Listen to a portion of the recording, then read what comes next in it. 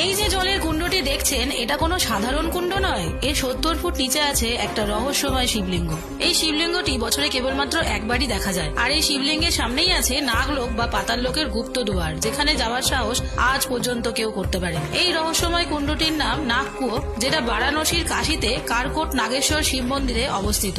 এই মন্দিরের গর্ভগৃহে একটি শিবলিঙ্গ আছে, যেটা অনেক পরে স্থাপন করা হয়েছে। আসল শিবলিঙ্গটি আছে এই কুণ্ডে 70 ফুট নিচে একটা কুয়োর ভেতরে। মান্যতা আছে এই শিবলিঙ্গের পুজো স্বয়ং নাগদেব করতেন। তাই প্রতি বছর শুধুমাত্র নাগপঞ্চমীর দিন এই কুণ্ডের জল সেচ করে পুজো করা হয় এই দিব্য শিবলিঙ্গের। মাত্র 4 ঘন্টা সময় থাকে এই শিবলিঙ্গের দর্শন আর পুজো করার জন্য, কারণ এরপর আবার জল ভর্তি হয়ে যায় এই কুয়োতে। ওই দিন এই মন্দিরের দূর দূরান্ত থেকে প্রচুর ভক্ত ছুটে আসে এই শিবলিঙ্গের দর্শন করার জন্য। কথিত আছে এই রহস্যময় শিবলিঙ্গের দর্শনে কাল সর্পদোষ কেটে যায়। মান্যতা আছে শিবলিঙ্গের সামনে এই অংশটাই হচ্ছে পাতাল লোক বা নাগ লোকে যাওয়ার রাস্তা। মানুষের বিশ্বাস আজও সেখানে কোটি কোটি সাপের বাস আছে। কোনোদিন কাশী গেলে এই রহস্যময় শিবলিঙ্গের দর্শন অবশ্যই করবে।